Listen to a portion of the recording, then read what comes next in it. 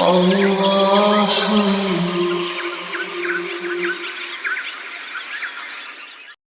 بالله من الشيطان الرجيم. بسم الله الرحمن الرحیم. عزیزان مان، آج ستمبر 1968 کی 8 تاریخ ہے اور ہم درس قرآن کریم کے سلسلہ نو میں سورہ بقرہ کی آیت 40 سے آج کے درس کا آغاز کر رہے ہیں. سابقہ درس میں سلسلہ کلام جہاں تک پہنچا تھا کہ قصہ آدم کی تمثیلی انداز میں قرآن نے آخر میں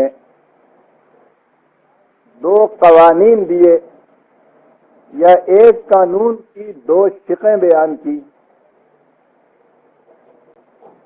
جو بڑی اہم تھیں، اور میں کہوں گا کہ دین کا محصول تھی، اور وہ یہ کہ فَإِمَّا يَأْتِيَنَّكُم مِّنِّي هُدًى فَمَن تَبِعَ هُدَايَ فَلَا خَوْفٌ عَلَيْهِمْ وَلَا هُمْ يَحْزَنُونَ. کہ جو قوم خدائی رہنمائی کے مطابق زندگی بسر کرے گی اس پر کوئی خوف اور حزن نہیں ہوگا. والذین کفروا وکذبوا بآیاتنا اولئک اصحاب النار هم فیہا خالدون. اور جو قوم ان قوانین خداوندی کی خلاف ورزی کرے گی تو اس کی امیدوں کی کھیتی جھلس جائے گی، وہ تباہی کے عذاب میں محفوظ ہوگی، اور یہ عذاب اس وقت تک مسلط رہے گا جب تک وہ قوانین خداوندی کے تابع اپنے آپ کو نہیں لے آتی. یہ 2 اٹل قانون بتائے، اور یہی ہے وہ محور کے جن کے گرد دین کی سارے نظریات گردش کرتے ہیں. اتباع قوانین خداوندی کا نتیجہ اس زندگی کی خوشحالیاں، سرفرازیاں اور اگلی زندگی کی شادابیاں اور شرابیاں، اور ان قوانین کی خلاف ورزی سے تباہی اور بربادی کا عذاب. یہ ہوئے 2 اصول. قرآن کا انداز یہ ہے کہ وہ جب کوئی مسلمہ بیان کرتا ہے، کوئی اصول پیش کرتا ہے، کوئی غیر متبدل قانون دیتا ہے، تو اس کی صداقت کے لیے تاریخی شواہد پیش کرتا ہے، اور سب سے زیادہ قابل اعتماد محسوس شکل میں کسی اصول یا مسلمہ کی صداقت کے لیے تاریخی شواہد سے زیادہ بہتر قابل اعتماد شہادت کوئی اور ہو نہیں سکتی. عام طور پر تاریخ کے متعلق تو یہ سمجھا جاتا ہے کہ یہ واقعات کی تاریخ ہوتی ہے یا ریکارڈ ہوتا ہے، کرانیکلز کا ریکارڈ ہوتا ہے. فلاں سال میں یہ ہوا، فلاں زمانے میں فلاں بادشاہ تخت میں بیٹھا، اس کی فلاں فوج سے لڑائی ہوئی، اس کو شکست ہو گئی، اس کو فتح ہو گئی، اس سلطنت نے اس میں اتنی صدیوں تک حکومت کی، پھر دوسری قوم آ گئی، اس نے یہ کیا. یہ تو اخبارات ہے، یہ تو خبریں ہیں، واقعات ہیں، سوانح ہیں، حادثات ہیں جن کو مرتب کر دیا جاتا ہے. تاریخ کو یہ کچھ سمجھا جاتا تھا. قرآن نے نئی حیثیت دی اور اس نے کہا کہ یہ واقعات تو ٹھیک ہے جو رونما ہوتے ہیں، سوال یہ ہے کہ یہ ایسا ہوتا کیوں ہے؟ یہ کیوں ہے کہ ایک قوم آتی ہے اور دوسری قوم پر غالب آ کے اپنی حکومت قائم کرتی ہے؟ پھر یہ کیوں ہے کہ اتنا غلبہ استحکام پیدا کرنے والی قوم تھوڑے ہی عرصے کے بعد ہم دیکھتے ہیں کہ پھر وہ کمزوریوں کا شکار ہو جاتی ہے؟ یہ ایسا کیوں ہوتا ہے؟ تاریخ تمہیں صرف یہ بتاتی ہے کہ یہ قوم غالب آ گئی، دوسری قوم مغلوب آ گئی. تاریخ تمہیں یہ نہیں بتاتی ہے کہ ایسا کیوں ہوا. قرآن کریم نے آ کے کہا کہ تاریخ کا کام یہ ہے کہ وہ ان اسباب و علل، ان کازز کو کے متعلق بیان کرے کہ ایسا کیوں ہوتا ہے. اس نے تاریخ کو قوموں کے عروج و زوال کا ایک فلسفہ بنا کے پیش کیا. دا فلاسفی آف ہسٹری دنیا میں سب سے پہلے قرآن نے دی ہے. برادران عزیز، ہمارے ہاں تو یہ ٹرم ہی میں سمجھتا ہوں کہ ہیگل سے پہلے شاید کسی نے استعمال ہی نہیں کی تھی.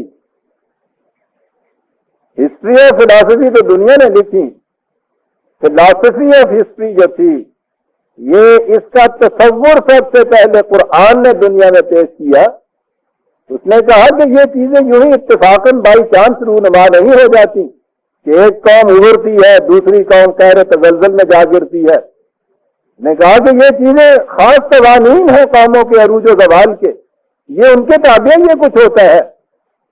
یہ جتنے واقعات ہوتے ہیں یہ اس قانون عروج و زوال کی صداقتوں کی شہادت ہوتے ہیں. تاریخ کو یہ بتانا چاہیے کہ ایسا کیوں ہوا تھا، اور قرآن یہی کرتا ہے. وہ ایک قانون یا ایک مسلمہ دیتا ہے اور اس کے بعد تاریخی نوشتوں سے اس کی صداقت کی شہادت وہاں پہنچاتا ہے. قرآن کریم میں حضرات انبیاء سابقہ علیہم السلام اور اقوام گزشتہ کی جتنی سرگزشتیں آئی ہیں وہ محض تاریخ کی وقایع نگاری نہیں ہے، بلکہ وہ تاریخ کا فلسفہ پیش کرتی ہے. اور جہاں بھی آپ دیکھیں گے کہ کوئی تاریخی واقعہ آئے گا، قرآن اس کے ساتھ یہ بتائے گا کہ یہ اس لیے ہوا کہ اس قوم نے فلاں قانون کی خلاف ورزی کی تھی، اور اس قوم کو جو اس قدر انعامات ملے ہیں یہ یوں نہیں تھا کہ چھپر پھاڑ کے مل جاتے ہیں. اس قوم کے اندر یہ جوہر اور یہ خصوصیات پیدا ہو گئی تھی، ان کا لازمی فطری نتیجہ یہی ہونا چاہیے تھا جو ہو کر رہا. وَلَن تَجِدَ لِسُنَّتِ اللَّهِ تَبْدِيلًا. قوموں کی سرگزشتیں بیان کرنے کے بعد وہ یہ کہتا ہے کہ ان قوانین خداوندی میں تم کبھی تبدیلی نہیں پاؤ گے. اور مقصد یہ ہوتا ہے، اس وقت تو تاریخ سے ہمارے یہاں مقصد اتنا ہی ہے نا کہ امتحان میں سوال آ جاتا ہے کہ اکبر کتنے سال میں تخت نشین ہوا، کتنے سال میں اس نے فلاں مار کا فتح کیا، کتنے سال میں مر گیا. بس اتنی واقعات کی معلومات جو ہے اس کا نام ہسٹری ہمارے ہاں ہوتا ہے. وہ کہتا ہے ہسٹری سے مقصد یہ ہے کہ تم یہ بات سامنے رکھو کہ فلاں قوم نے اس قسم کی طرز زندگی اختیار کی تو اس کا اس قسم کا لازمی نتیجہ نکلا. اگر تم بھی اس قسم کی زندگی اختیار کرو گے تو تمہارے ہاں بھی یہی کچھ ہو کے رہے گا. اس لیے کہ وَلَن تَجِدَ لِسُنَّتِ اللَّهِ تَبْدِيلًا. ان قوانین خداوندی میں کسی قسم کی تم تبدیلی نہیں پاؤ گے.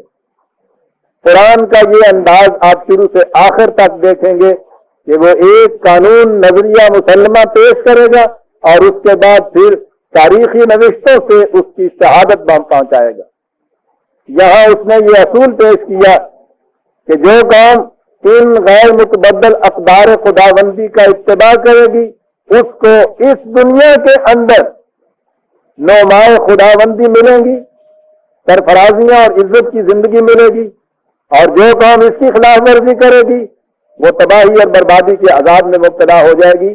یہ کہنے کے بعد آپ دیکھیے فوراً اگلی آیت میں اس نے تاریخ کو اپنی شہادت میں پیش کیا، یا بنی اسرائیل اذکروا نعمت اللہ. آپ دیکھتے ہیں کہ کس قدر گہرا ربط ہوتا ہے قرآن کے اندر. مظاہر یوں نظر آتا ہے کہ قصہ آدم شروع ہوا جنت میں، وہاں سے نکالے گئے، یہ بات چلی آ رہی تھی، اس کے بعد صاحب بنی اسرائیل کی بات شروع ہو گئی. آپ دیکھتے ہیں کہ کس قدر یہ گہرا ربط ہے ان چیزوں کے اندر. اور قرآن کے ربط کی تو کیفیت یہ ہے، اب آپ نے تو ایک دفعہ قرآن کا درس ختم کر لیا ہے. آپ نے دیکھا تھا کہ الحمد سے والناس تک کس طرح یہ کتاب ایک مربوط سلسلے کے ساتھ چلی جا رہی ہے، اس میں کہیں انقطاع نہیں ہے کسی قسم کا بھی. یہ ہے ربط باہمی. شہادت پیش کر رہا ہے قرآن اب تاریخ کے نوشتوں. شہادت میں بنی اسرائیل کی قوم کو وہ سب سے نمایاں طور پر سامنے لایا ہے. ایک تو اس لیے بھی کہ قرآن کی اولی مخاطب قوم جو تھی وہ بنی اسرائیل کی اس تاریخ سے خود بھی واقف تھی. یہ انہی میں سے تھے. سامی النسل قومیں جو تھیں، یہ عرب ہوں یا یہ بنی اسرائیل کے یہودی ہوں، یہ سارے ایک ہی اسٹاک کو بلانگ کرتے تھے. پھر یہ رہنے والے بھی ایک ہی قریباً علاقے تھے. ان کا آنا جانا آپس میں ملنا جلنا تھا. قرآن اگر چین کی کسی ڈائنسٹی کی وہاں تاریخ پیش کر دیتا عربوں کے سامنے تو باقی ان کی سمجھ میں نہ آتی کہ یہ کیا کہہ رہا ہے. پہلے ان کو چین کی ساری کہانی سنانی پڑتی، اور پھر بھی سنے ہوئے واقعات سے تو وہ باتیں نہیں ذہن میں اس طرح آتی جیسے قرآن نے یہ کہا ہے کہ دیکھو جا کر تم قوم لوط کی بستیوں کو، تم صبح شام ان کے کھنڈرات سے گزرتے ہو، اپنی آنکھوں سے دیکھتے ہو کہ ان کے اتنے اتنے بڑے محلات اور قلعے کس طرح سے اینٹ اور پتھر کا ڈھیر بن کے رہ گئے. صبح شام تم ان بستیوں سے گزرتے ہو. تو اسے شہادت میں پیش ہی ان چیزوں کو کرنا چاہیے تھا. یہ وجہ ہے کہ قرآن کے اندر جتنی تاریخی شہادتیں پیش ہوئی ہیں وہ انہی علاقوں سے متعلق تھیں، انہی اقوام سے متعلق تھیں، انہی انبیاء سے متعلق تھیں جن سے عرب کی اولی مخاطب قوم اچھی طرح سے واقف اور آشنا تھی. ان میں بنی اسرائیل قومی حیثیت سے اس کا مقام بہت اونچا تھا، اس لیے کہ ایک تو اس قوم کی تاریخ مسلسل چلی آ رہی. حضرت یعقوب علیہ السلام ان سے یہ نسبت شروع ہوتی ہے. در حقیقت تو یہ سارا اسٹاک حضرت ابراہیم علیہ السلام سے چلتا ہے نا، لیکن بنی اسرائیل کا جو نام تھا یہ حضرت یعقوب علیہ السلام کا لقب تھا. ان کی اولاد سے آگے یہ جو سلسلہ چلا ہے تو آپ کو معلوم ہے کہ حضرت یوسف علیہ السلام اپنے والدین کو اور بھائیوں کو مصر لے گئے تھے کہ وہاں وہ عزت کی آبرومندانہ زندگی بسر کریں. یہ وہیں سیٹل ہو گئی تھے یہ قوم. یہ حصہ جو تھا صرف یہ پوری کی پوری قوم نہیں بلکہ ان کا یہ خاندان وہاں سیٹل ہو گیا. ایک عرصہ کے بعد وہاں یہ قوم بن گئے، آزادی کی زندگی بسر کی. پھر یہ وہاں کے بادشاہوں کے، وہاں کی قوم کے، وہاں کے فرعونہ کے محکوم ہو گئے. یہ ان کی محکومی کی ذلت کا انتہائی زمانہ تھا جب ان میں صاحب ضرب کریم حضرت موسیٰ علیہ السلام پیدا ہوئے.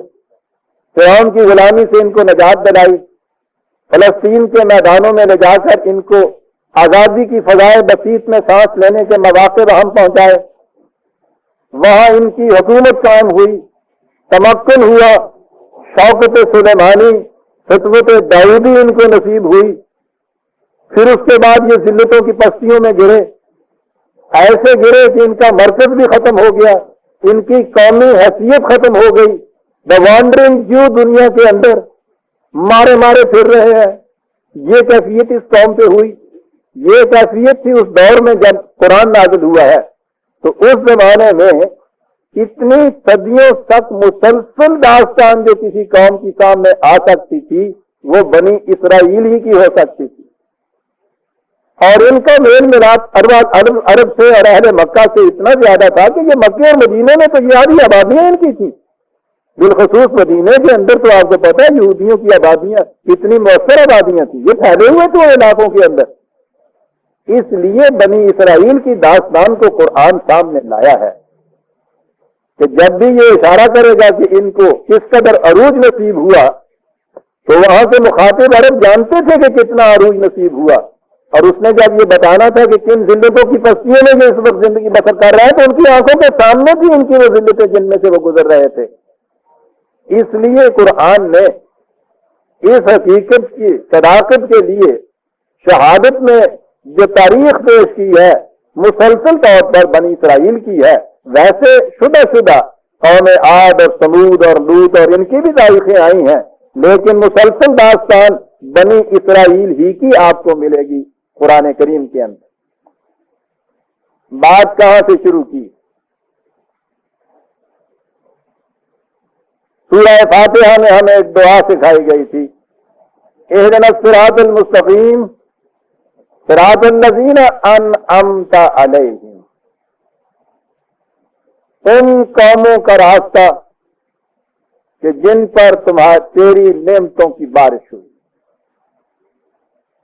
اور پہلی تاریخی شہادت پیش کی جا رہی ہے، یا بنی اسرائیل اذکروا نعمتی التی انعمت علیکم، یہ بتانے کے لیے کہ نظری طور پر اپنے ذہن میں نہ تم نے سمجھ لینا کہ انعامات خداوندی یہ ہوتے ہیں جیسے دنیا میں ذلت و پستی کی زندگی بسر ہو رہی ہے اور آسمان پہ روحانی بادشاہوں کے مالک بنے بیٹھے ہیں، ذہن کے اندر ایک قوم کی زندہ اور پائندہ تاریخ سے ہم لا رہا اور کہہ رہا ہے کہ یہ دیکھیے یہ ہے وہ قوم کے جس کے اوپر ہمارے انعامات کی بارش ہوئی تھی، دیکھیے ان کا وہ دور کہ جس وقت ان کو اتنا تمکن نصیب ہوا تھا اس دنیا کے اندر۔ یہ تو ہے 2/40 جہاں سے میں نے آغاز کلام کیا ہے، اور یہ انعام خداوندی کیا تھا 4 ہی آیتوں کے بعد قرآن نے بات واضح کر دی 2/47 میں ہی، نعمت التی انعمت علیکم، خدا کی نعمت جسے اس نے تم پر ارزانی کیا، وہ نعمت کیا تھی؟ عزیزان من قرآن کا جامعہ بیان دیکھیے، 2 لفظوں کے اندر وہ بات کیا ہے جس پہ تاریخ کی کتابوں کے کتابیں لکھی جا سکتی ہیں۔ انعام خداوندی یہ تھا کہ انی فضلتکم علی العالمین، بات ختم ہو۔ جتنی تمہاری اس وقت کی ہم اثر اقوام تھیں، ان اقوام کے اوپر تمہیں فضیلت حاصل تھی، غلبہ حاصل تھا، تمکن حاصل تھا، سپیریورٹی حاصل تھی۔ انعام خداوندی 2 لفظوں میں سمٹ کر آ گیا۔ تفسیر اس کی کرتے جائیے جہاں تک جی چاہے، بات یہی ہے کہ انعامات خداوندی میں بنیادی چیز یہ ہے کہ اس قوم کو اپنی ہم اثر اقوام میں سپیریورٹی حاصل ہونی چاہیے، افضلیت حاصل ہونی چاہیے، امتیازی مقام ان کا ہونا چاہیے۔ جس قوم کی یہ کیفیت ہے اسے سمجھنا چاہیے کہ ہم منعم علیہم ہیں، ہم ہیں جن پہ خدا کا انعام ہوا ہے۔ اور جس قوم کو اپنے دور میں کنٹمپریری قوموں کے مقابلے میں یہ حیثیت حاصل نہ ہوئی ہو، اسے اس خود فریبی کے اندر نہیں رہنا چاہیے کہ ہم خدا کی انعام یافتہ قوم ہیں۔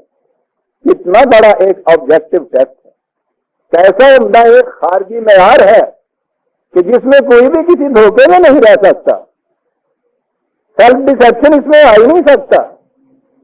یہ ہے ایک معیار، دیکھ لیجیے، اور عالمین ہے، اقوام عالم اس دور کی یاد رکھیے، اس کے معنی یہ ہوتے ہیں اپنی ہم اثر اقوام کے اندر جس قوم کو یہ کیفیت حاصل ہے اس کے متعلق کہا جائے گا کہ وہ خدا کی انعام یافتہ قوم ہے۔ غور فرما لیا آپ نے؟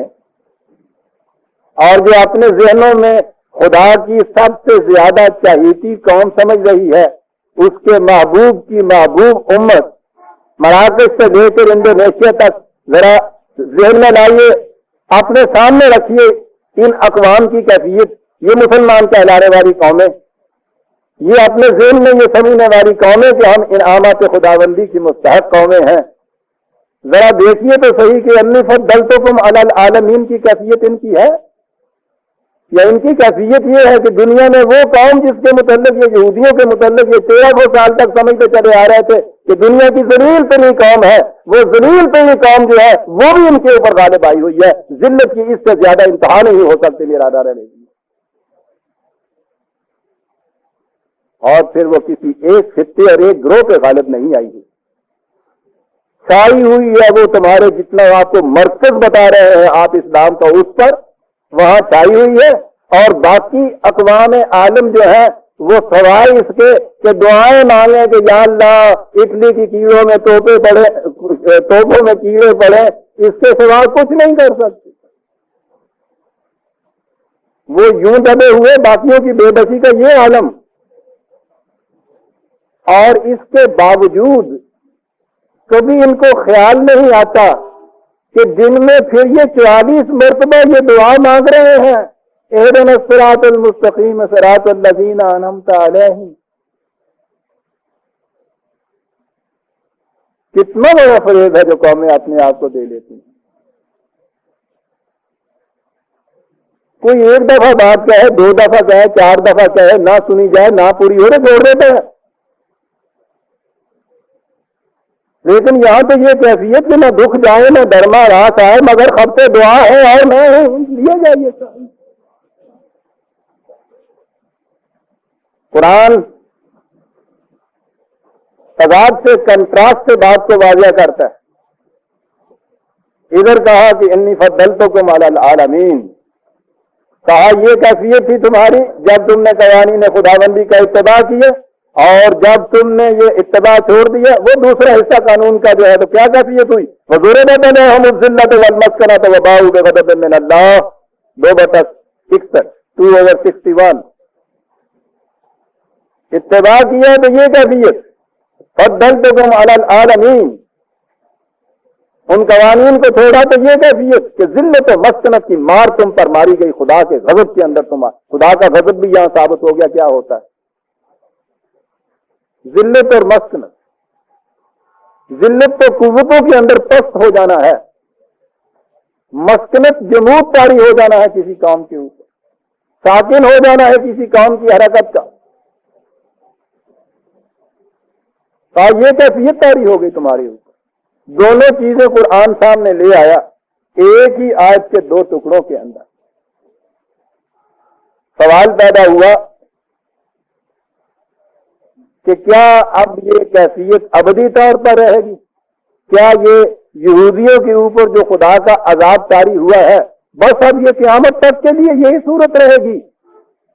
ویسے تو اس پر ہم نے اپنے ہاں میں نے طلوع اسلام میں بڑی تفصیل سے یہ لکھا تھا کہ یہ جو مسلمانوں کے ذہن کے اندر ایک خود فریبی سمائی ہوئی ہے کہ صاحب بس قیامت تک کے لیے وہ یہودیوں کی حکومت کام نہیں ہو سکتی ہے، خدا نے یہ کہہ دیا، بالکل غلط ہے، قرآن کی تعلیم کے خلاف ہے، یہ صورت نہیں ہے. لیکن بہرحال میں اس تفصیل میں تو آگے چل کے آؤں گا جہاں ان کی یہ داستان آئے گی کہ اس کے بعد مستقبل ان کا کیا ہوگا. نزول قرآن کے زمانے کے اندر یہ کہا گیا ہے، دیکھیے قرآن امیدوں کا شہزادہ اس قسم کی قوم کو اس وقت یہ کہہ رہا ہے اوفو بعہدی، کوئی بات نہیں، آج تم پہ اگر یہ کیفیت طاری ہو گئی ہے، تم ذلت و پستیوں کی مار میں مارے گئے ہو، کوئی بات نہیں، اب بھی وقت ہے، اوفو بعہدی، ہمارے ساتھ جو عہد کیا تھا تم نے اس عہد کو پورا کرو. تم پورا کرو گے تو کیا ہوگا؟ پوچھے تھے عہدکم، ہم بھی اپنا وعدہ پورا کریں گے. تو آپ نے دیکھا اس زمانے میں بھی دروازہ کھلا تھا ان کے لیے کہ یہ تم اپنے وعدے کو عہد کو پورا کرو، ہم اپنے عہد کو پورا کریں گے. یہ عہد کیا ہے برادران عزیز؟ ہمارے ہاں تو آسانی ہے کہ صاحب وہ یوم السطی کالی بلا جو ہے وہ آپ کو پتا ہے نا، آپ کو وہ ہر بار دہرانے کی ضرورت نہیں ہے. لیکن قرآن جو ہے وہ تو مخصوص شکل میں بات سامنے لاتا ہے. عزیزان مان، یہ عہد کیا ہے؟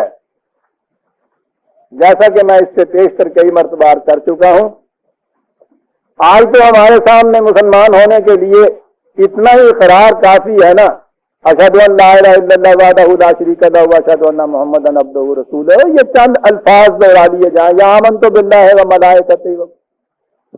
اور جیسا کہ میں کہا کرتا ہوں، یہ بھی کسی غیر مسلم کو مسلم بنانے کے لیے ضرورت ہے. جو ہم لوگ مسلمانوں کے گھروں میں پیدا ہو گئے ہیں، ہمارے لیے اتنی ضرورت بھی نہیں ہے کہ عمر بھر میں کبھی اس کا بھی اقرار کریں. لیکن بات مسلمان ہونے کے لیے اتنی نہیں ہے. بات ایک عہد کی ہے جو یہاں کہا گیا ہے، اور وہ عہد کیا ہے؟ ان اللہ اشتری من المؤمنین انفسهم واموالهم بان لهم الجنہ 9/111. ایک معاہدے پہ دستخط کرنے پڑتے ہیں مسلمان ہونے کے لیے، اور وعدہ یہ ہے کہ میں نے اپنا جان اور مال دونوں بیچ دیے خدا کے ہاتھ میں۔ سن رہے ہیں عزیزان من؟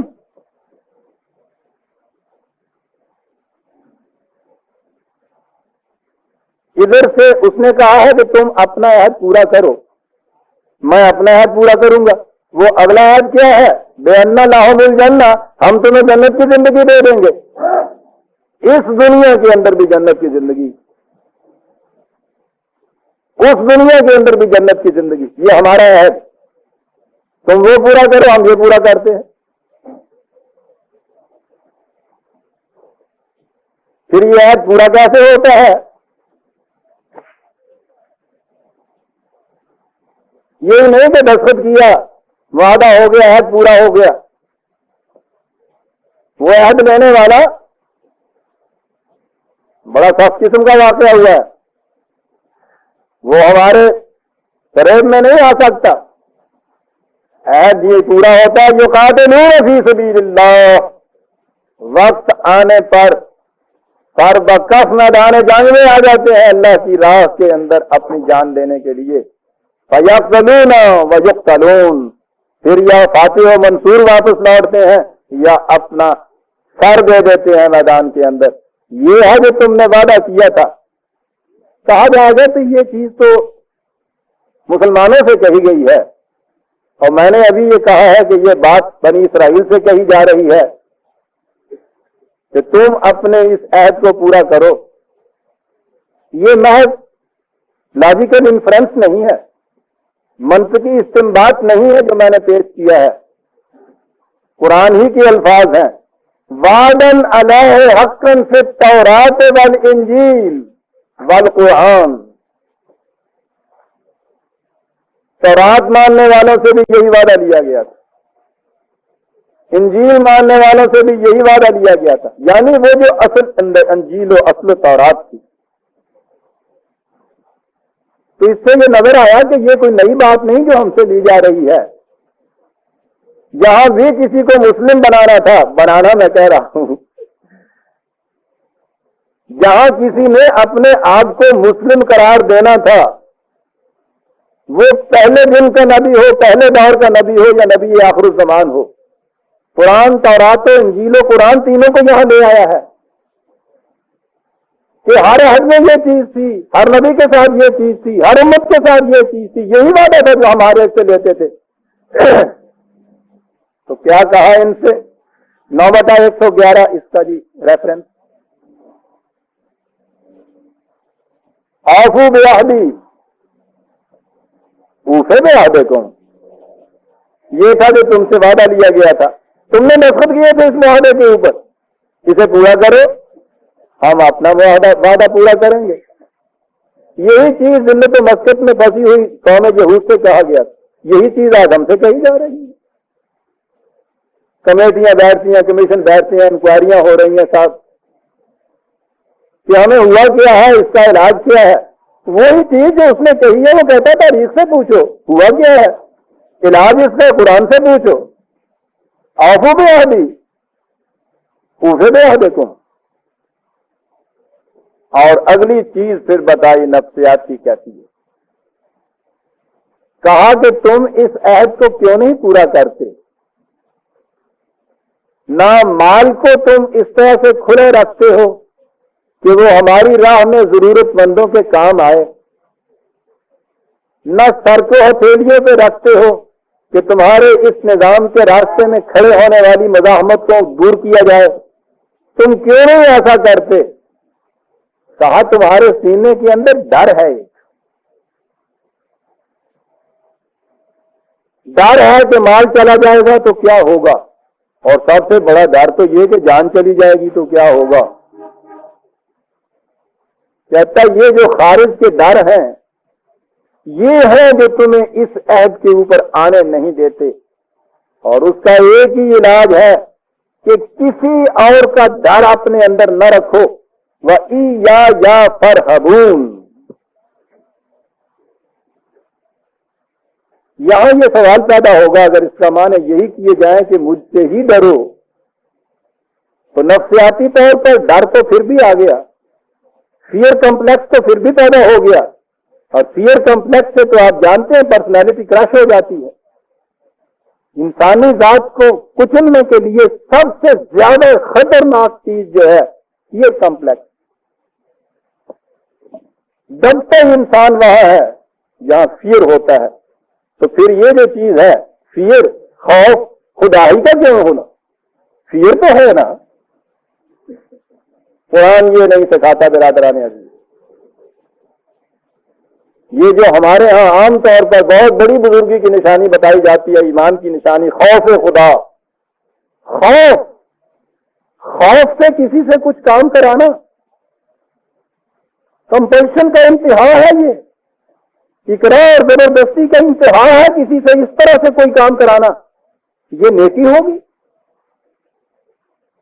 ڈر سے کچھ کرایا جائے،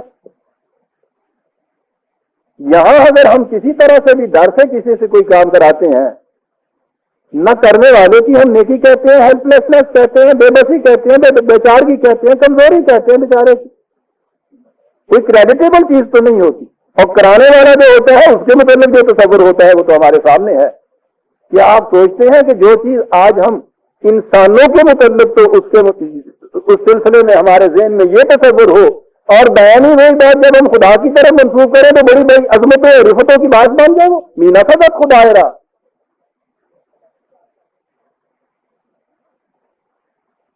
Whatever is degrading to man is equally degrading to God۔ جن چیزوں میں یاد رکھیے انسان کی ذلت، انسانیت کی ذلت ہوتی ہے، وہ شان خداوندی نہیں ہوا کرتا۔ اس اصول کو یاد رکھیے۔ خوف نہیں،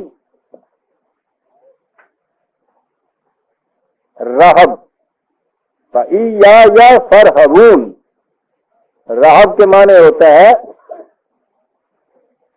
کسی چیز کے نقصان دہ نتائج سے احتیاط برتتے ہوئے اس سے ڈر کے پیچھے ہٹ جانا۔ آگ میں ہاتھ نہ ڈالنا کہ اس سے ہاتھ جل جائے گا، یہ شرط ہے اس میں۔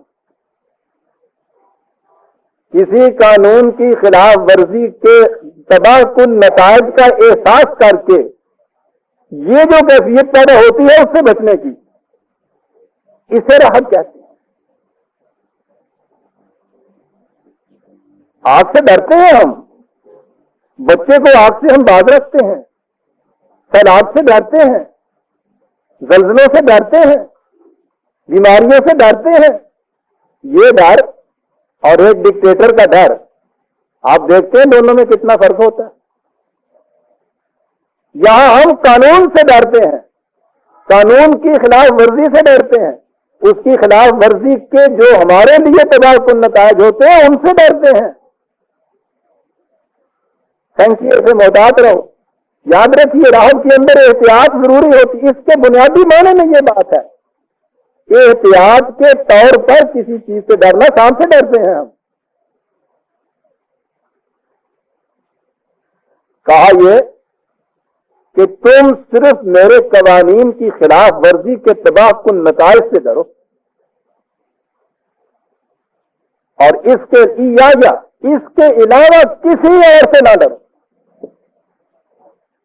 اسی لیے تو کہا تھا کہ فمن تبع ہدایا فلا خوف علیہم ولا هم یحزنون۔ ان قوانین کا اتباع کرتے چلے جاؤ گے تو پھر کسی کا خوف اور حزن نہیں رہے گا، اور ان کا اتباع کرتے چلے جاؤ تو کیا پھر خدا کا خوف ہوگا تمہارے دل کے اندر؟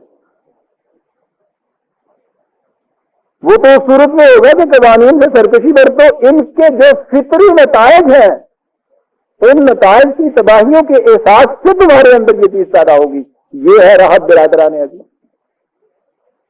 یا فرحبون لیجیے، آپ نے دیکھا کہ ایک احتیاط نے ساری دنیا کے خوف و حزن سے کس طرح سے معمون کر دیا۔ کیا کہا ہے اس کہنے والے نے کہ یہ ایک سجدہ جسے تو گرا سمجھتا ہے 1000 سجدے سے دیتا ہے آدمی کو نجات۔ قانون خداوندی کا اتباع اس خیال سے کہ ان کی خلاف ورزی سے جو میری تباہی ہوگی، میرا نقصان ہوگا، مجھے اس سے احتیاط برتنی چاہیے، یہ نہیں کرنا چاہیے۔ اس ایک فیلنگ سے دنیا بھر کی بڑی بڑی چوکٹوں سے انسان سرفرازی سے گزر جاتا ہے، کوئی خوف اور حزن اس کے اندر نہیں آتا۔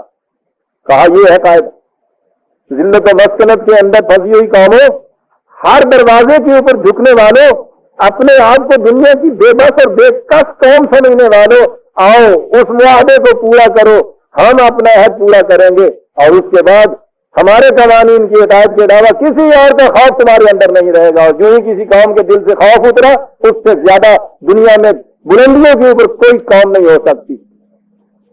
اس کے قوت بازو کا کوئی اندازہ کر سکتا ہے؟ جس قوم نے خوف نہ رہے، دیکھا تھا نا 3 سال پیشتر ہم نے مظاہرہ ان کا کہ جن کے دل میں خوف نہیں رہا تھا، وعدہ کی سرحدوں کے اوپر سر و سامان میں کمی، تعداد میں اتنی قلت، حالات اتنے نامساعد، دشمن سر کے اوپر چڑھ گیا آ کے، کیا ایک چیز تھی وہ؟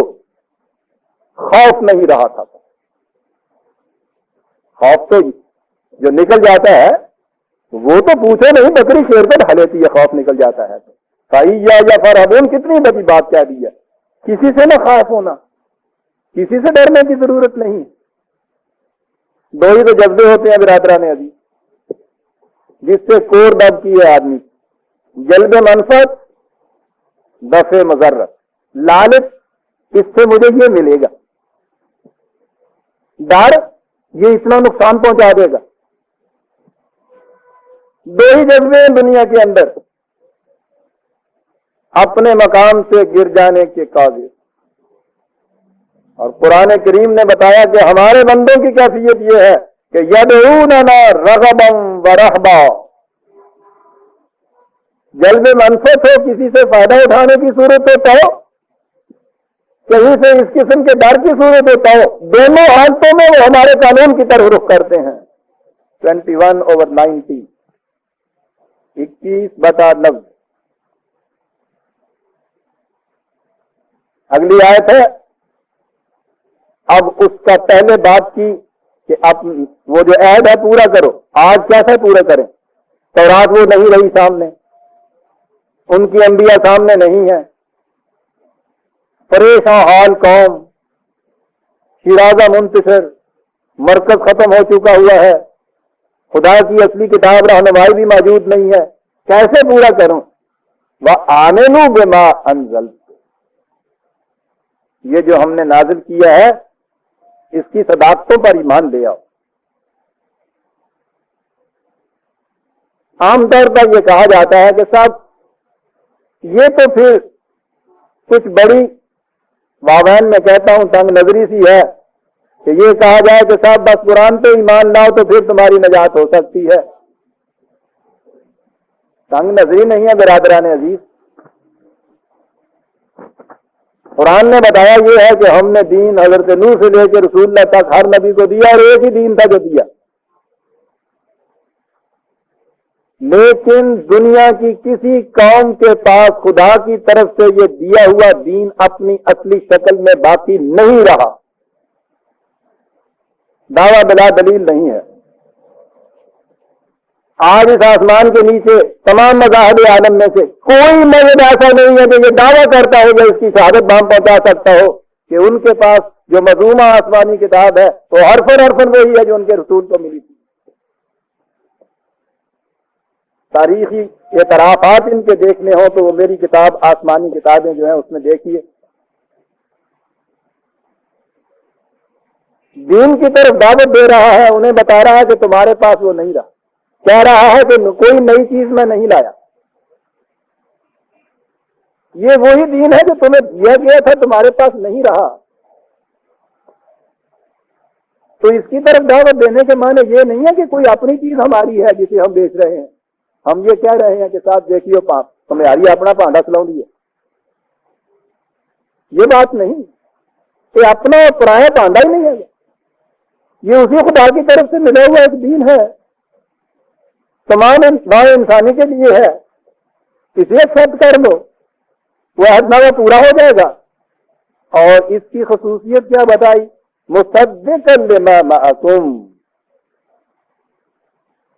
اس کے معنی کیے جاتے ہیں جو کچھ تمہارے پاس ہے یہ اس کی تصدیق کرتا ہے، تو بات تو متضاد ہو گئی۔ جو اس وقت ہے تمہارے پاس یہ اگر اس کی تصدیق کر رہا ہے تو پھر اس کو کیوں ماننا؟ یہ تو اس کی تصدیق کرتا ہے، اسے تو مان ہی رہے ہو، پھر یہ نئی دعوت کا ہے جی؟ یہ ایک دوسری چیز ہے، ایک دوسری غلط نگہی ہے کہ قرآن ان موجودہ انجیل اور تورات کی تصدیق کرتا ہے کہ یہ سچی کتابیں ہیں۔ آگے آپ چل کے دیکھیں گے قدم قدم پہ یہ کہہ رہا ہے قرآن کہ ان میں تعریف ہو چکی ہے، تبدیلی ہو چکی ہے، وہ باقی نہیں رہی، تمہارے پاس جو کچھ تم پیش کرتے ہو خدا کا کہہ کے خدا کا نہیں ہے۔ ایک طرف قرآن یہ کہے، دوسری طرف یہ کہے کہ جو کچھ تمہارے پاس ہے میں اس کی تصدیق کرتا ہوں۔ اتنی سوچیے۔ مصدق بات یہاں کہی تھی کہ جو وعدہ تم سے کیا تھا وہ ہم پورا کریں گے۔ صدق کے معنی ہوتا ہے کسی بات کو سچا کر کے دکھا دینا، مصدق کے معنی ہوتا ہے کسی دعوے کو سچا کر کے دکھانے والا۔ وہ جو ہم نے وعدہ کیا تھا، وہ جو ہم تم سے کہتے تھے کہ یہ کرو تو یہ کچھ مل جائے گا، یہ وہ ہے ضابطہ خدا بندی کہ جو تمہارے اس دعوے کو سچا کر کے دکھا دے گا۔ دنیا کی ہر قوم پٹی ہوئی اہل مذاہب میں سے میں کہہ رہا ہوں، وہ اس انتظار میں بیٹھی ہوئی تھی کہ آج تو ہماری یہ حالت ہے، اس کے بعد ایک وقت آئے گا کہ جب پھر ہمارا غلبہ ہوگا، یہی دین ہے جو دنیا کے اندر چلے گا، سرفرازیاں نصیب ہوں گی۔ اس نے کہا کہ یہ کچھ تو تم مانتے چلے آ رہے ہو نا، آج بھی تمہارے ہاں یہ عقیدہ موجود ہے نا، اسی انتظار میں بیٹھے ہوئے ہو نا۔ یہ جو چیز تم خواب کی طرح لیے چلے آ رہے ہو، اس خواب کی تعبیر ہو جائے گی تمہارے سامنے اگر اس کے اوپر تم ایمان لے آئے تو۔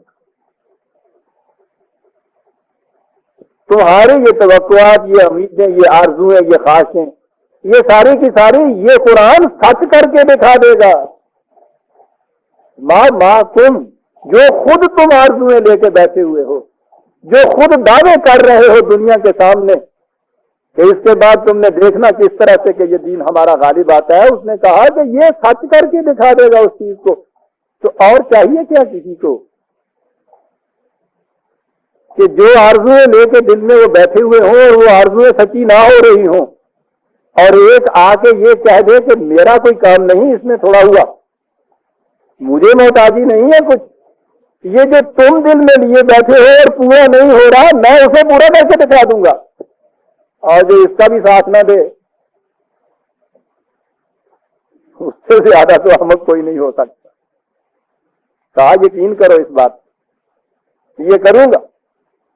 اور پھر تم ہو وہ کہ جو اس انتظار میں بیٹھے ہوئے تھے کہ اس کے بعد یہ ہوگا، تمہیں یقین تھا، میں یہ کہہ رہا ہوں کہ اس کے ذریعے سے ہوگا، تو اس لیے وَلَا تَكُونُوا أَوَّلَ كَافِرٍ بِهِ، ارے یہ لوگ تو اس سے انکار کریں کہ جن کو اس کا نہ یقین، نہ امید، نہ کوئی آرزویں لے کے بیٹھے ہوئے ہیں، تم یہ سب کچھ کرتے ہوئے تمہیں تو سب سے پہلے اس سے انکار نہیں کر دینا چاہیے۔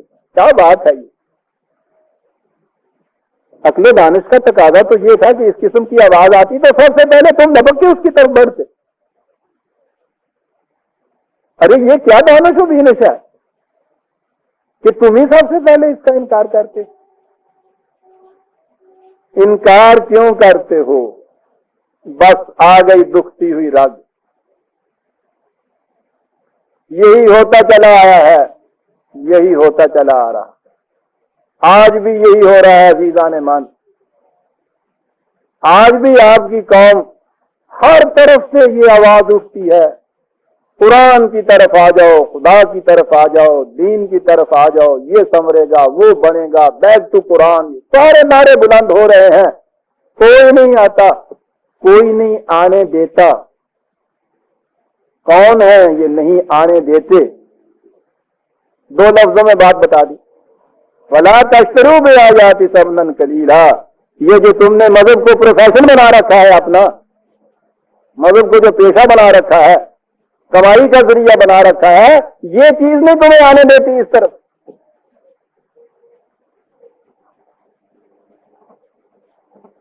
خدا کے دین کے راستے میں برادران عزیز، جب اور جہاں بھی یہ خدا کی طرف سے دین آیا اور اس کا داعی کھڑا ہوا، سب سے پہلے مذہبی پیشوائیت نے اس کی مخالفت کی، حالانکہ یہ دعوت وہی دے رہا تھا جس دعوت کو یہ اپنے اپنے ہاں پکارتے چلے آ رہے تھے۔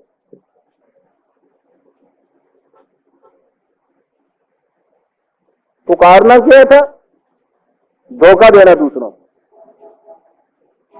خدا کے نام کی ہم تبلیغ کر رہے ہیں، دین کا پرچار ہو رہا ہے، اور یہ ان کو معلوم تھا کہ خدا کا دین اگر آ گیا تو یہ جو ہم اس وقت دین فروشی کر رہے ہیں یہ باقی نہیں رہے گی۔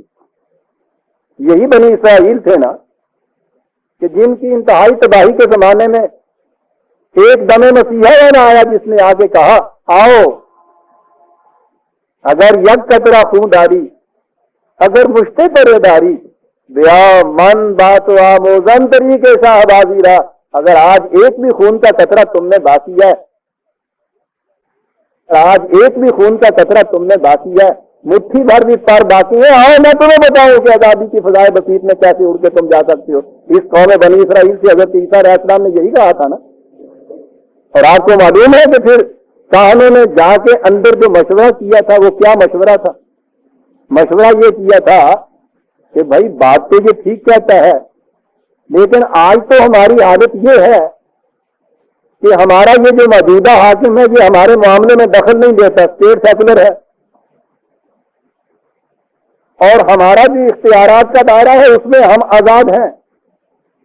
اور ان کے الفاظ سنیے گا کہ اگر کل کو اس کا بتایا ہوا دین غالب آ گیا تو ہمیں پھر روٹی مانگ کے کھانی پڑے گی، روٹی۔ اندر مشورہ کیا اور باہر آ کے یہ چیز کہی کہ تم خدا کے دین کی توہین کرتے ہو، تم اس کے اس ٹیمپل کی توہین کرتے ہو، اس توہین کے لیے تم پہ مقدمہ چلایا جائے گا، کفر کا فتویٰ دے دیا، مرتد کی سزا قتل ہے، پھانسی دے دیجیے۔ وَلَا تَشْتَرُوا بِآيَاتِي ثَمَنًا قَلِيلًا، ثمنًا قلیلا کے معنی یہ نہیں ہے کہ تھوڑے پیسے نہ لیا کرو، بہتے لیا کرو۔ قرآن نے دوسرے مقام پہ کہا ہے کہ ان طریقوں سے دنیا کی جتنی بڑی بھی متاع تم دے دو گے وہ مستقبل کے مقابلے میں ہمیشہ ثمن قلیل ہوگی۔ ہم تمہیں دیتے ہیں آتنا فی الدنیا حسنۃ و فی الآخرہ حسنہ، ایک طرف یہ متاع ہے، دوسری طرف تمہاری یہ متاع ہے کہ 4 دن کے بعد یہ متاع تمہاری ختم ہو جائے گی، جب ختم ہو جاؤ گے بتاؤ متاع قلیل ہے اس کے مقابلے میں یا نہیں؟ یہ معنی ہے ثمن قلیل ہے۔ اور کن چیزوں کے لیے یہ قیمت لیتے ہیں برادران عزیز، عجیب تماشا ہے۔ میں کسی فرد کی تنقید نہیں کرتا، یاد رکھیے جب میں کہا کرتا ہوں مذہبی پیشوائیت، افراد مقصود نہیں ہوتے، انسٹیٹیوشن جو ہے آپ کے یہاں پولیس ٹریپ کی وہ مقصود ہوتا ہے، یہ ادارہ جو ہے غیر دینی پیشوائیت کا یہ مقصد ہوتا ہے۔ سوچئے کس چیز کے پیسے مانگتے ہیں؟ نماز کا وقت ہو گیا، نمازی جمع، مسلمانوں نے وہاں نماز پڑھنی ہے، ان میں ایک شخص مسلمان نماز پڑھنے کے لیے آتا ہے، اس کی عزت کرتے ہیں کہ صاحب آپ ذرا آگے بڑھ جائیے، اس نے اپنی نماز پڑھنی ہے باقیوں کی طرح، یہ ان سے زیادہ عزت کے مقام پہ کھڑے ہو کے اپنی نماز پڑھتا ہے، نماز پڑھنے کے بعد کہتا ہے چھوٹے پیسے، تو کوئی سادہ کام کرنا ہے ویسا؟ برادران سوچنے کی بات ہے، کیا تم نے یہ نماز نہیں پڑھنی تھی؟ تم نے ہماری خاطر کوئی اور 2-4 رکعتیں زیادہ پڑھی ہیں جو پیسے منگن لیا ہیں، تو ہم نے بھی پڑھی تم نے بھی پڑھی، اپنی نماز کی جو تم نے پڑھی کہنا کہ نہیں چھوٹ جاتی۔ کہا یہ ہے وہ چیز جو تمہیں نکلنے نہیں دیتی، آنے نہیں دیتی اس طرف، اس میں یہ چیز نہیں ہوگی، وہاں اپنی نماز پڑھ کے پیسے نہیں دینے ہوں گے، جس طرح سے یہ محنت کرتے آئے ہیں نا اسی طرح سے تمہیں محنت کرنی پڑے گی۔ ایک ہی تو موت پہن دی۔ قرآن نے مترفین کہا اس سب کے، سرمایہ داروں کو مذہبی پیشوائیت کو ایک کیٹیگری میں رکھا ہے قرآن نے. عزیزان من عجیب بات ہے. حالانکہ بظاہر نظر آتا ہے کہ صاحب یہ تو بیچارے کنگڑے سے ہوتے ہیں, ان کے پاس سرمایہ کہاں؟ سرمایہ کا نہیں ہے. کوئی شخص جو خود محنت نہیں کرتا ہے, دوسرے کی محنت کی ہوئی میں سے لے کے اپنے آپ اپنی پرورش کرتا ہے, وہ مترفین میں داخل ہے, وہ سرمایہ دار ہے. محنت نہیں کرتا. کتنی دکھتی رگ پکڑ دی قرآن نے. بات سامنے آ گئی ہے تو یوں کیوں جائے. جو کچھ میں نے کہا ہے عرض کروں, الفاظ میرے ہوتے ہیں, آیتیں قرآن کی ہوتی. 56/81-82 56/81-82.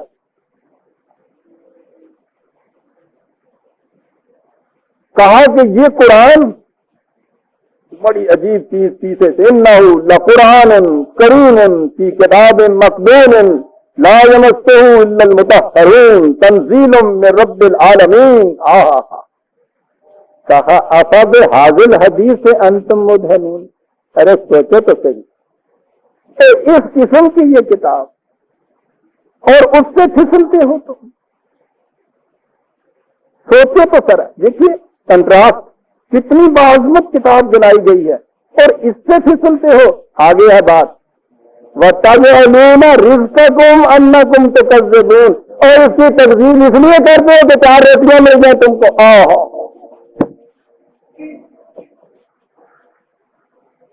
قرآن ہے عزیزان. کہتا تھا تمہاری کیفیت یہ ہے کہ آپس میں تمہاری حالت یہ ہے کہ روز لٹھم لٹھا ہوتے رہتے, ایک دوسرے کے خلاف کفر کے فتوے لگاتے, مسجدوں پہ تمہارے تالے پڑ جاتے ہیں, مقدمے بازیاں ہوتی ہیں, قتل تک کی بھی نوبت آ جاتی ہے.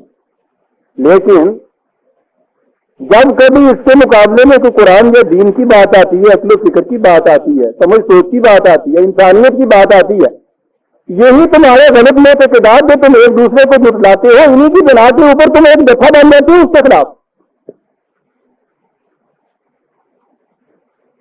آپ کو معلوم ہے کہ ہر پروفیشن والے آپس میں تو ایک دوسرے کے رقیب ہوتے ہیں, اور جو ہی اس پروفیشن کے خلاف کوئی ایجوکیشن ہو سارے پروفیشن والے اکٹھے ہو جاتے ہیں, وہ یونین بن جاتی ہے. پھر اس کے بعد کیا بات ہے قرآن. 29/25 29/25 وقال انما اتخذتم من دون اللہ اوثانا. حضرت ابراہیم علیہ السلام ان سے کہہ رہے ہیں یہ مٹی اور پتھر کے بت, تم بھی جانتے ہیں ان کی حیثیت کیا ہے, ہم بھی جانتے ہیں. لوگوں کو دھوکہ دیتے ہو کہ صاحب ہم خدا کے نمائندے سمجھ کے ان کی پرستش کر رہے ہیں. کہا تمہیں بتاؤں کہ کیوں چنتے ہوئے ہو تم سب اس کو, آپس میں سرف اول کی یہ کیفیت. لیکن جب اس کے خلاف میں نے آواز اٹھائی ہے مودت بینکم فی الحیات الدنیا, اس دنیاوی زندگی کے مفاد کے لیے تم جتھا بنا دیتے ان کی وجہ سے, تم یہ ایک تمہارے لیے فورس ہو جاتی ہے آپس میں ملنے کی. اٹھو مذہب کے خلاف یہ بتا رہا ہے, شریعت حقہ کے خلاف, یعنی شریعت ان کی الگ الگ ہے ہر ایک کی. لیکن جو ہی کوئی پروفیشن کے خلاف اٹھے ہے, شریعت کے خلاف, اسلام کے خلاف, سلف صالحین کے خلاف, حالانکہ سلف صالحین میں سے یہ ان کے اخلاق کو گالیاں دیتی ہیں, وہ ان کے اخلاق کو گالیاں دے رہے ہوتے ہیں. لیکن جو کو دین کی بات لے کے آپ اٹھے, بینکم فی الحیات الدنیا, دنیاوی زندگی کے مفاد کے لیے تم نے آپس میں سیمنٹنگ فورس بنا رکھا ہے ان چیزوں کو. کہتے یہ حیثیت ہے تمہارے ان معتقدات.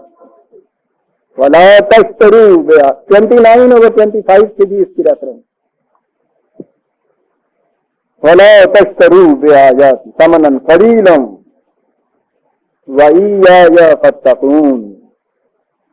نگہداشت کرنی ہے, اطاعت کرنی ہے, ساتھ رہنا ہے, ہمارے قوانین کے ساتھ رہو. اس حیثیت سے اور جتنے بھی یہ مذہب کا نام لینے والے ہیں سارے یہ کہتے ہیں ہم خدا اور رسول کے حکموں پہ چل رہے ہیں. کوئی بھی تو ان میں سے یہ انکار نہیں کرتا. کہا کیفیت تمہاری یہ ہے کہ جو ہی تمہارا مفاد آتا ہے کرتے تم کیوں؟ وَلَا تَلْبِسُوا الْحَقَّ بِالْبَاطِلِ وَتَكْتُمُوا الْحَقَّ وَأَنْتُمْ تَعْلَمُونَ. کیا بات ہے. تو تم جانتے ہوتے کہ اصل دین کیا ہے, خدا کا فرمان کیا ہے, قرآن کیا ہے. پہلے تو تمہاری کوشش یہ ہوتی ہے کہ اس کو چھپا ہی لو, چھپا ہی لو, ظاہر ہی نہ ہونے دو. اس چھپانے کے بڑے طریقے ہیں, اس تفصیل میں جانے کی ضرورت نہیں ہے. بڑا دلچسپ ایک موقع آیا کرتا ہے. یہ ان کے ہاں تو یہ ہے نا مسئلہ, ایک مرد کو اجازت ہے کہ 1 2 3 4 کرتا چلا جائے. اس کی تائید میں قرآن کی ایک آیت پیش کی جاتی.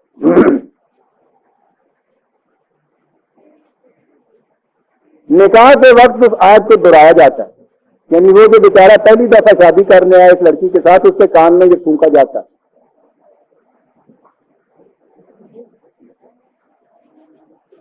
نکاح نامے کے فارم کے اوپر قرآن کی ایک آیت لکھی ہوئی ہوتی ہے. میں صرف ایک چھوٹی سی مثال اس وقت دے رہا ہوں, کتمان حقیقت. قرآن کی آیت ہے, سورہ نساء کے شروع میں آپ دیکھیں گے, نکال کے دیکھ لیجیے. وَإِنْ خِفْتُمْ أَلَّا تُقْسِطُوا فِي الْيَتَامَى,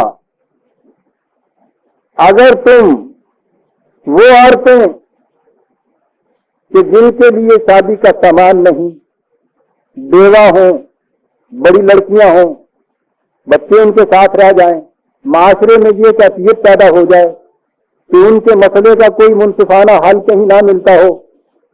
وَإِن شرطیہ جملہ, اس جب یہ صورت ہو, اگر یہ صورت ہو, یہ ذرا سی عربی نہیں, اردو جاننے والا بھی جانتا ہے کہ یہ شرطیہ جملہ ہوتا ہے, اس کے بعد ہوتا ہے تو پھر تم یہ کرو. اگر ایسی سچویشن کہیں ارائز ہو جائے قوم میں, تو پھر اس مسئلے کے حل کے لیے اس کی اجازت دی جاتی ہے کہ اسٹیٹ اگر یہ سمجھے تو یہ اجازت دے دے کہ ان بے کسوں بے بسوں لاسہارا کو گھروں کے اندر یوں آباد کر. بہرحال یہ بات تو جب آئے گی آیت اس وقت میں عرض کروں گا. میں کہہ یہ رہا تھا کہ آیت ہے پوری یہ, وَإِنْ خِفْتُمْ أَلَّا تُقْسِطُوا فِي الْيَتَامَى فَانكِحُوا مَا طَابَ لَكُم مِّنَ النِّسَاءِ. آگے جو ہے 3 اور 4. آپ حیران ہوں گے کہ نکاح نامے کے فارم کے اوپر جو لکھا ہوا ہوتا ہے, یہ پہلا ٹکڑا آ گیا ان خفتم, یہ نہیں ہوتا. فَانكِحُوا مَا طَابَ لَكُم یہاں سے شروع ہوتی ہے. یعنی جملہ شرطیہ کے اندر وہ شرط والا فکرہ نہیں, جزا سے شروع ہوتی ہے.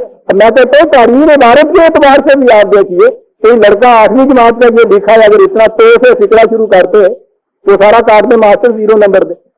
کہ تو تم نے شروع کیا, اگر پہلے کہے گا تو آئے گا نا, نہیں. آپ حیران ہوں گے کہ یہ جو آیت نکاح کے وقت پڑھتے ہیں وہ بھی یہاں سے شروع کرتے ہیں, فَانكِحُوا مَا طَابَ لَكُم مِّنَ النِّسَاءِ. لکھی ہوئی ہوتی ہے فَانكِحُوا مَا طَابَ لَكُم مِّنَ النِّسَاءِ. وَإِنْ خِفْتُمْ أَلَّا تُقْسِطُوا کتمان حقیقت. تو باہر ڈالو اس کو. اور یہ تو چھوٹی سی بات کہی, آپ کو کیا بتاؤں کیسے آیتیں چھپائی ہوئی ہیں صاحب. اور اگر اس طرح سے کہیں چھپتی نہیں ہے, کوئی آئی جاتا ہے کہ یہ تو ہے, لا تلبسوا الحق بالباطل, التباس سے حق کو باطل کر دیا جاتا ہے. کیا لفظ ہے یہ التباس, عربی زبان ہے. اختلاط بھی ایک لفظ تھا. اختلاط خلط کہتے ہیں اس وقت جیسے مثلا اونٹوں میں گھوڑے شامل ہو جائیں, وہ بھی مل جاتی ہیں, تو وہ تو ایک سیکنڈ میں آپ ان کو الگ کر سکتے ہیں نا. التباس ہوتا ہے جیسے دودھ میں پانی مل جاتا ہے. یوں ملایا ہوں. قرآن بالکل ٹھیک ہے صاحب. ابھی پھر صاحب قرآن کی آیت تو یہ کہتی ہے کہ یہ مثلہ ماہو, ایک اور بھی چیز ہے. قرآن کی مثل قرآن کے ساتھ. ابھی میں نے اس دن یہ عرض کیا تھا کہ قرآن کہتا ہے کہ اگر تم اس دعوے میں سچے ہو کہ خدا کی کتاب نہیں ہے تو اس کی مثل لاؤ. ہمارے یہاں یہ عقیدہ ہے مثلہ معہو. اب آیا وہ مثلہ معہو. قرآن کی آیت اوپر تبرکن، ساری تفسیر اس کی جتنی بھی ہے ساری جناب پہلے روایات سے، اور پہلے نے جو روایت سے تفسیر دیکھی پھر اس کے بعد اس تفسیر. آج کسی شخص سے ان کے ہاں جا کر آپ کوئی مسئلہ دریافت کر لیجیے، قرآن کی کوئی آیت سند کے اندر نہیں پیش کی جائے گی. فقہ میں یوں آیا ہے، اسلاف کی تفسیروں میں یہ فرمایا گیا ہے، روایات میں یہ لکھا ہے. بھائی قرآن کی آیت کے صریحاً خلاف جا رہا ہے کہ صاحب پہلی چیز تو یہ کہ صاحب یہ بھی تو قرآن جانتے تھے اور تم سے تو بہتر ہی جانتے ہوں گے نا. بھائی قرآن کہتا ہے کہ پہلے وصیت پوری کرو مرنے والے کی، پھر یہ تقسیم کرو کر کے. تم کہتے ہو کہ وصیت جائز ہی نہیں ہے وارثوں کے حق میں اور وہ 301 تہائی سے زیادہ نہیں ہے. قرآن کی آیت کے خلاف جاتی ہے. کہتا جی ایک روایت آئی ہے کہ جس نے کہا ہے، کیا کہا ہے، یہ آیت منسوخ ہو گئی تھی. چل نہ رہے بانس نہ بجے بانسری. اور سارے اس کے بعد آپ کے ہاں قانون شریعت، آپ کی تفسیریں، آپ کے ہاں کے جواب سارے التباس سے ہفتہ باطل. قرآن کی آیت بیچ میں آتی ہے، اس کے سننے والے میں اس سے سنتے ہیں کہ صاحب آپ نے واقعی انہوں نے بھی قرآن حدیث سے آج بڑے مسئلے بیان کیے، اس میں کچھ قرآن کا نہیں ہوتا. التباس کیا لفظ قرآن لایا ہے، وَلَا تَلْبِسُوا الْحَقَّ بِالْبَاطِلِ وَلَا تَكْتُمُوا الْحَقَّ. یہاں کون ہے جن سے یہ کہا جا رہا ہے؟ یہ اگلے ٹکڑے میں بات واضح کر دی. ایک تو عوام ہے نا بیٹھے ہوئے بیچارے سن رہے ہیں، ان کو نہیں پتا ہوتا. وَأَنْتُمُ تَعْلَمُونَ، تم تو جانتے ہو نا کہ قرآن کیا کہتا ہے اس میں، تم کیا ان کو بتا رہے ہو. وَأَنْتُمُ تَعْلَمُونَ. کسی کے ساتھ ہی یہ 42ویں آیت ہے برادران عزیز، 43ویں آیت بھی ساتھ ہی ملا لیجیے. اور پھر کیفیت یہ کہ أَتَأْمُرُونَ النَّاسَ بِالْبِرِّ وَتَنْسَوْنَ أَنفُسَكُمْ. ممبر پہ کھڑے ہوئے تمہارا واز سنو تو ساری تلقین ان کو کیے چلے جا رہے ہیں، سارے واز ان کے لیے ہے، اور تمہاری اپنی زندگی جو ہے اس کے اوپر ان کا اعتراف ہی نہیں ہوتا. آج بھی آپ دیکھتے ہیں ممبر نہیں اسٹیجوں کے اوپر مسلمانوں قرآن کے سانچے میں اپنی زندگیاں ڈھال لو، تم اگر یہ کر لو گے تو سب کچھ ہو جائے گا. میں نے نہ کچھ کہنا، تم قرآن کے سانچے میں اپنے آپ کو ڈالو، قرآن کی طرف آؤ، اخلاق اپنے بلند کرو. یہ خرابی ہے اس کو چھوڑو، یہ عیب ہے اس کو چھوڑو، تم چھوڑو اور اس کے ساتھ ہمیں ہی چھوڑ دو، یہ بھی چھوڑو. أَتَأْمُرُونَ النَّاسَ بِالْبِرِّ. عوام الناس کہا ہے یہاں، عجیب بات، عوام سے تو یہ تلقین کی جا رہی ہے. وَتَنْسَوْنَ أَنفُسَكُمْ. اپنے آپ کو پسے پشت رکھا جاتا ہے. نسیہ کے معنی بھلانا ہی نہیں ہوتا، پسے پشت ڈال دینا ہوتا ہے. اور اس کے بعد کہا ہے کہ یہ کچھ کیوں ہو رہا ہے، جذبات ہیں جن کی روح سے یہ کر رہے ہیں، مفاد پرستی کے جذبات. آپ دیکھیے کس چیز کو قرآن نے جہاں اپیل کیا ہے ان کے، افلا تعقلون. تو دین نہیں تو عقل سے ہی کام لو اور کچھ نہیں. کیا کسی کی عقل یہ کسی کو سکھاتی ہے کہ دوسرے سے یہ کہے کہ بھائی آگے نہ جانا، پانی ڈوبو ہے اور آپ چلا جا رہا ہو؟ تو کہتا ہے اس میں بھی دین کا، شریعت کا، کہ وہی کا، کسی رسول کا، کسی جبریل کا، یہ سوال ہی نہیں جتنا ہوتا جا کے تم کہو. بعد میں کہتے چلے جانا کہ سنکھیاں بڑا مہلک ہوتا ہے، بالکل نہ کھانا، آپ کھانتے چلے جانا. مغلوب نہ کرو، ناجائز کمائی نہ کرو، رشوت نہ دو، یہ چیزیں نہ کرو.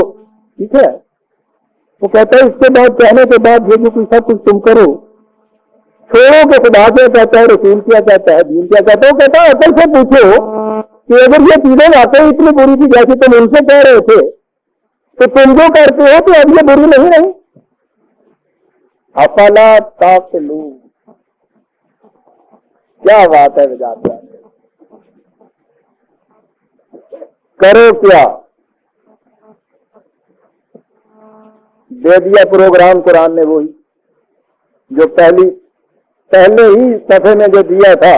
کرنے کی بات کہا اتنی سی ہے، اقیم الصلاۃ وآتوا الزکوٰۃ. یہاں یہ کہا ایک ہی آیت کے بعد پھر ملا لیجیے 745ویں آیت میں کہا تمہاری حالت بڑی بے بسی کی ہے، قسم پرسی کی ہے، بیکارگی کی ہے، کوئی تمہارا وادی وارث نہیں، کوئی مددگار تمہارا نہیں ہے. پکار رہے ہو دوسروں کو مدد کے لیے، کبھی اس آستانے پہ جاتے ہو مدد کے لیے، کبھی اس آستانے پہ سر جھکاتے ہو مدد کے لیے، تو ادھر میں جا رہے ہو ذلت اور خاریوں میں. وَاسْتَعِینُوا بِالصَّبْرِ وَالصَّلَاةِ. آؤ تمہیں ہم بتائیں مدد کہاں سے ملے. تو یہ باہر کی مدد کے پیچھے پہ جا رہے ہو، بھروسہ کیا ہے؟ اپنے اندر نظام خدا بندی قائم کرو اور استقامت سے اس کے اوپر جان دو، یہاں سے مدد ملے گی تمہیں.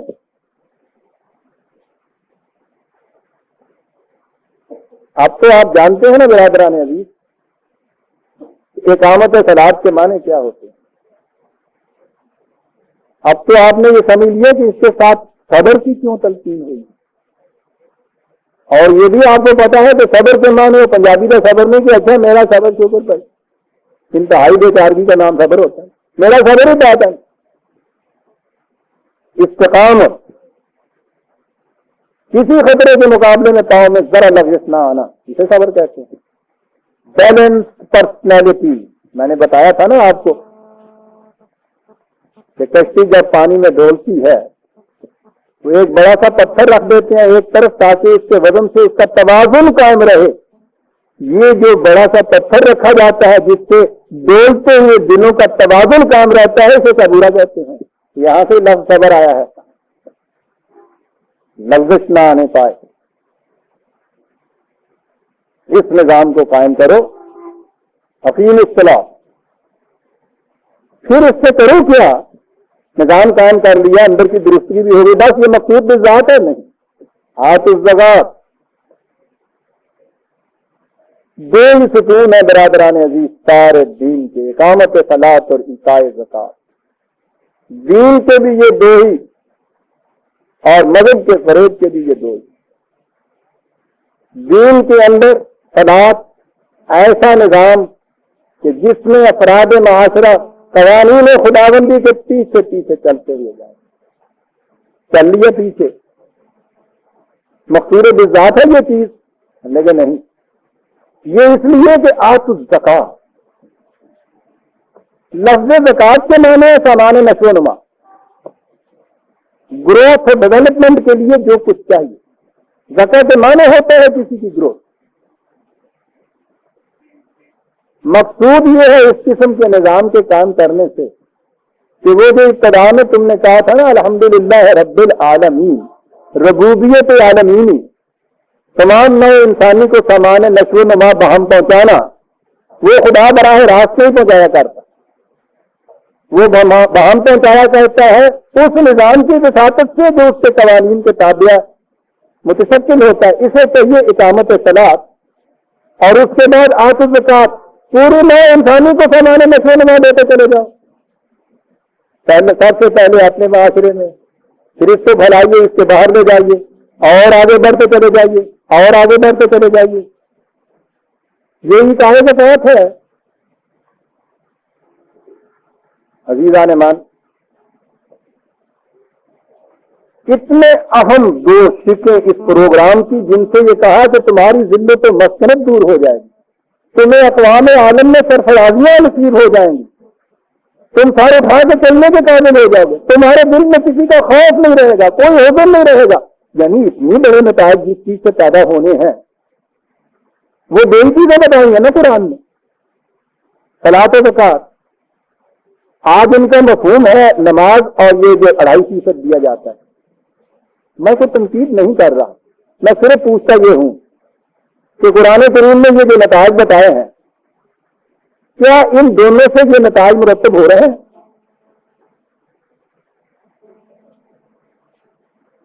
سوچنے کا مقام ہے کہ پھر اس کے بعد دو ہی باتیں آئیں کہ یا تو معاذ اللہ یہ جو قرآن نے کہا تھا کہ اس کا یہ نتیجہ نکلے گا، یہ بات درست غلط کہی معاذ اللہ، یہ تو کوئی بھی نہیں تسلیم کرے. تو دوسری بات یہ ہوگی نا کہ جس چیز کا نام ہم نے صلاحوں سے کہا تھا یہ وہ نہیں ہے. ڈاکٹر نے وہ آپ کو دے دیا ایک مکسچر بنا کے، اس کے بعد کہا گیا کہ 3 گھنٹے کے بعد بخار اتر جائے گا. 3 گھنٹے کے بعد بخار نہیں اترا، کھڑے ہو جائے گا نا سوچنے کے لیے. کوئی تو یہ کہے گا کہ نہیں یہ ڈاکٹر یہ ہو جائے گا پہلی مار دینا پیسے ختم واسطے بھی کتنا گھنٹے کے بعد بخار اتر جائے گا. یعنی ڈاکٹر کی حضاقت کے متعلق یا تو آپ کو یہ فیصلہ کرنا ہوگا کہ وہ ڈاکٹر ٹھیک نہیں کسی اور کے پاس جاؤ، اور یا یہ چیز ہوگی بند کر دیجیے. میری طرف دیکھیے برادران عزیز، اپنی توجہ کی مرکوزیت کو ان چھوٹے چھوٹے سے جھٹکوں سے اضطراب میں نہ لے آنا چاہیے. یہاں تو یہ چیز ہوگی کہ ڈاکٹر کی ہلاکت کے متعلق آپ کے دل میں کیا پیدا ہو جائے گا، دوسرا ڈاکٹر سے بات کرے. اور یار یہ چیز ہوگی کہ یار پتہ لے لو دوائیاں ٹھیک تھی، یہ وہی تھا جو کچھ اس نے لکھ کے دیا ہے. پھر اس کے بعد یہ آیا کرتا ہے نا کہ صاحب آج کل کیا پوچھتے ہو، لیبر بعد لگا ہوا ہوتا ہے تقسیم کا، یہاں وہ دوائیاں بنتی ہیں، وہ دوائیاں اصلی ہوتی ہی نہیں ہے. عام طور پہ ادھر جائے گی آپ کی توجہ کہ یہ دوائی وہ نہیں ہے، تو کہیں گے لیبل کے اوپر وہ لکھا ہوا ہے، شیشی پہ نام لکھا ہوا ہے. وہ کہتا ہے شیشی پہ نام ہی لکھا ہوا ہے، اندر وہ نہیں رہی. برادران عزیز، یہ صلاۃ و زکوٰۃ کی شیشیوں پہ نام لکھے ہوئے ہیں، اندر دوائیاں وہ نہیں ہیں.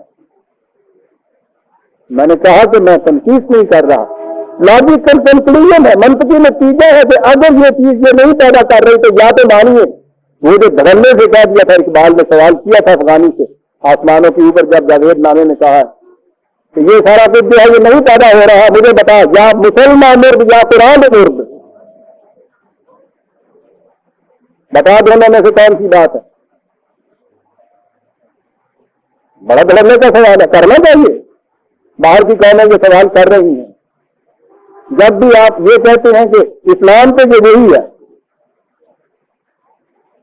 جو خدا نے دیا تھا، اور اس کے بعد وہ کہتے ہیں کہ حالت تمہاری پھر یہ ہے، تو پھر اسلام میں اس کی صلاحیت ہے نہیں کہ تمہیں زندہ قوموں کی صف میں کھڑا کر دے.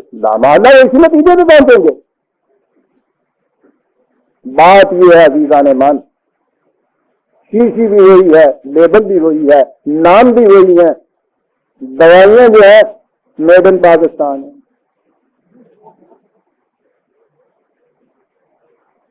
یہ وہ چیز ہے جسے اصطلاح میں اقبال اجمی اسلام کہا کرتا تھا. اسلام کا لیبل بنا ہوا عجم ہے. کھائے چلے جائیے، پھینکے چلے جائیے، وہ قانون ہی نہیں ہے، بخار اترے گا کیسے؟ لکھا ہوا ہے قانون. عزیزان مان، یہ چیز ہمارے ساتھ سے ہو جائے گی. بات تو لمبی ہو جائے گی اور وقت ہے نکل گیا، لیکن میں چونکہ صلاۃ کے متعلق پہلے کہہ چکا ہوا ہوں کہ یہ ایک اجتماعی نظام ہے، انفرادی چیز نہیں. یہ ایک نظام ہے جس میں پورا معاشرہ خدا کے قوانین کے پیچھے چلے گا. صلاۃ ہر سانس میں صلاۃ ہے، مسجد کے اندر بھی صلاۃ ہے، مسجد کے باہر بھی صلاۃ ہے، زندگی کے ہر سانس میں صلاۃ ہے. باقی رہی زکوٰۃ، اس وقت تو یہ ہے نا کہ بے حد و نہایت آپ دولت جمع کرتے چلے جائیے، کوئی اس سے پابندی نہیں ہے. اور اس کے بعد سال کے بعد اس میں سے 2.5% نکال کے، اور اس میں سے بھی اگر آپ تشریح میں جائیں تو ان کارخانوں میں سے نہیں نکالنی پڑتی. اب مزدور بیچارہ جن میں ٹوکری پہ ہو کے چوڑی واسطے کوئی 2000 روپیے کی ٹومبا بنائی ہوئی ہیں نا، یہ 52 روپے کی چاندی کی زیور پہ، اس پہ لاؤ 2.5%. آپ کو پتا ہے کہ یہ چاندی تو 52 تولے جو ہے اس کے اوپر زکوٰۃ ہوتی ہے. چھوٹا سا فرق دیکھیے غریب اور سرمایہ دار میں. सोना जो है 7 तोले होना चाहिए, यानी ये 52 तोले 40, 100, 100 रुपए की हो गई, गरीबों के पास होती है। सोना 7 ही तोले अगर ले लिया जाए तो वो भी कम से कम, आप बता दीजिए, मैंने तो कभी ना बेचा था खरीदा, देखा आपने। और आगे बढ़ते चले जाइए, इनकम टैक्स तो बढ़ता चला जाता है ना, ये घटती चली जाती है। कितना दे दीजिए, किसे दे दीजिए, खुदा को दे दीजिए। भैया टैक्स है नहीं, वो कैसर का है, वो हुकूमत के खजाने में जाएगा। ये सब खुदा को देना है, ट्रेजरी की तरफ से तो चालान मिलता है, वहां जाके जमा करना पड़ता है। ये किसे दे दीजिए, क्योंकि यह डाखाना तो बैठा है, खाने दे रहे ऐसी पहुंचा देंगे। तो जी पैसे देते पहुंच जाएगी किस तरह, तो जी वो कबूलियत हो गई है बारगाह खुदावंदी में। तो पोस्ट मास्टर भी चिट्ठी सामने पूछ जाएगा तो देखो तो बखाओगे, जिन्हें देख रहा है नहीं आदत, इसलिए मामले अल्लाह नाले तो 10 रुपया था पेदा। अजीज आने मान, सोचिए कि क्या हो रहा है आपके साथ। वो कह रहा है कि इससे इस्तानत तलब कर, वो कह रहा है इस जिम्मे पे मस्करत में से निकलना है तो तीनों सलाता आत और ज़कात। ये आपके यहाँ न देने वालों को छोड़िए, नमाजें पढ़ने वाले, ज़कात देने वाले अब भी करोड़ों की तादाद में है। तो ये जिम्मे पे मस्करत रोज बढ़ती चली जा रही है आपके यहाँ। आपको पता कुरान ने क्या कहा, ये सलात और ये ज़कात इस वक्त तो आपके यहाँ की ये सूरत है ना, हिंदुस्तान का मुसलमान सेकुलर हुकूमत का माकूम नमाजी पढ़ता है, ज़कात भी देता है। अंग्रेजों की माकूमी में हम नमाजी पढ़ते थे, ज़कात भी देते थे। अब भी दुनिया की किसी ममलकत के अंदर भी अगर दाइयों की एथीस्ट की हुकूमत है, वो भी ये कहते हैं इजाजत है, रूस भी ये कहते हैं कि हमारे यहाँ साहब नमाजों की भी इजाजत है, ज़कात भी देते चले गए, बिगड़ता क्या है, इन्होंने पढ़ी कुछ जानता ना। यानी ये चीज वो है कि जिसके लिए जरूरत ही नहीं है कि आपकी अपनी हुकूमत हो तो आप ये करें। सुनिए कुरान क्या कहता है इसी ज़कात के मतलब, अल्लाह जीना इन मक्कन्नाहुम फिल अर्दे 22/41, 22 और 41। अल्लाह गौर से सुनिएगा बिरादरान अज़ीज़, मसला हल हो जाएगा एक आयत में। अल्लाह जीना इन मक्कन्नाहुम फिल अर्दे, ये वो लोग हैं, ये जमात मोमिनीन कि जब इनकी हुकूमत काम हुई मुल्क के अंदर, हुकूमत जब कायम हुई इनकी, तो फिर क्या होगा, अकामुस्सलाता व आतुज़ ज़कात, फिर ये इकामत सलात करेंगे, फिर ये ज़कात देंगी। ये हुकूमत सोच रहे हैं आप ये क्या हो गया। शर्त है इकामत सलात और इताए ज़कात के लिए तमक्कुन फिल अर्ज़ कौम का, अपनी हुकूमत। और फिर ये हुकूमत जो है ये ज़कात दे दी, यानी वो भी गलत है बात कि साहब ये टैक्स जो है हुकूमत का वो ज़कात बन जाती है, सवाल ही नहीं है।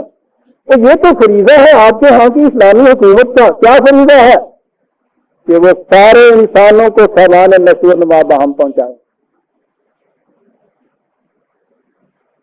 और ये तो अपनी हुकूमत नहीं हो सकता है।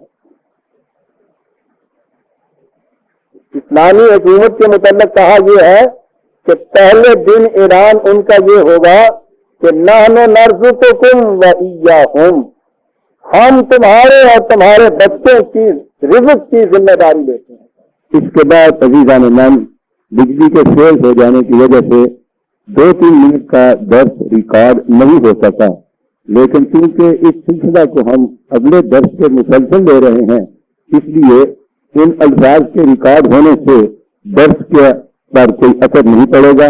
आइंदा इतवार के दर्स का आप इंतजार कीजिए। रब्बना तक़ब्बल मिन्ना इन्नका अंतस समीउल अलीम।